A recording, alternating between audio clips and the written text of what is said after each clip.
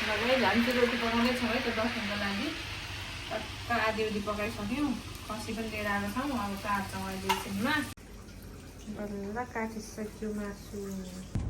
guys हामी चाहिँ घरतिर टिको लाएर अब आउँदै हुनुहुन्छ अब हामी दसैँको टिका लगाउँछौँ दारी कपाल काटेर आउँदै हुनुहुन्छ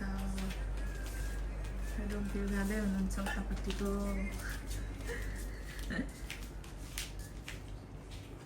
गाइस हाम्रो चाहिँ अब टिका सुरु हुन लाग्यो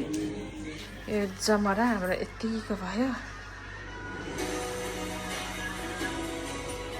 आजको हाम्रो दसैँ चाहिँ यहाँ ढोकाबाट सुरु भयो ढोकाबाट सुरु भएर यहाँ दिदी बहिनी टिका लाउँदैछन् त्यहाँबाट यहाँ टिका जमरा हाम्रो दसैँ सुरु भयो के भन्नु छ म्याडमजीलाई आज एकदम ह्याप्पी दसैँ हाम्रो कान्छो कता गए यहाँ छ कान्छो भित्र गए अब यहाँ हामी खानेकुरा खान्छौँ आधी टाउको काट्यो भिडियोमा पनि यता फोटो खिच्दिनु अब हाम्रो यसको गीत बच्चा होला नि त फेरि यसको गीत लु गर है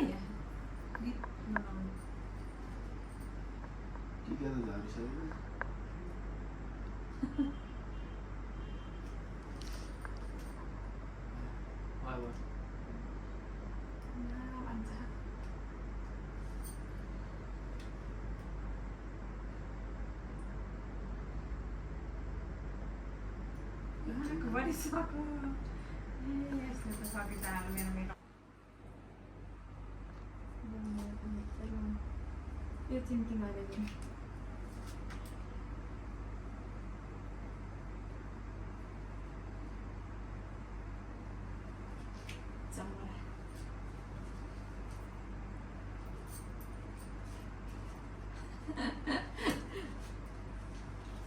यहाँ बस्नु त खुट्टा डक्छ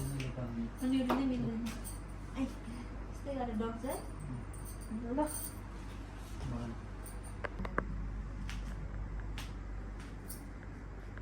भाङ्गो बनाइ सबै तरकारी त लगे अहिले छदिन्छ है ल भाङ्गो लाउँदै जान्छ सिधा माथि लगाएर टिका लाउन सुरु भयो हाम्रो कान्छोले अब टिका सुरु गर्दैछन् आशीर्वाद दिँदैछन् पैसा 1000 दिने अरे कान्छोले आज ऊ त्यही छ त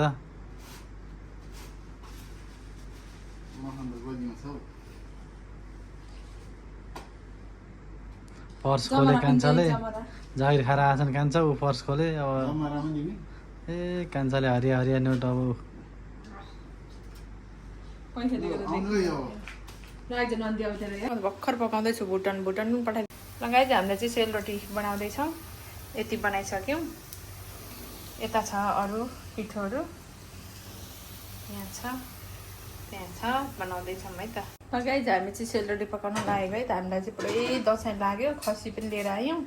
यो चाहिँ सेलरोटीको पिठो सेलरोटी पकाउन लागेको यता चाहिँ दिदी चाहिँ भाँडा माझ्दैछ अनि हामी चाहिँ पुरै किचनमा आज बिजी छौँ एकदम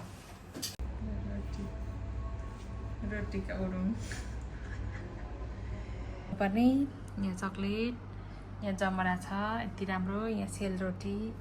यहाँ कलस यहाँ बनाना त्यहाँ सेलरोटी त्यहाँ पनि अम्बा यहाँ टिको छ अब चाहिँ हामी टिको लगाउँछौँ टक्कसँग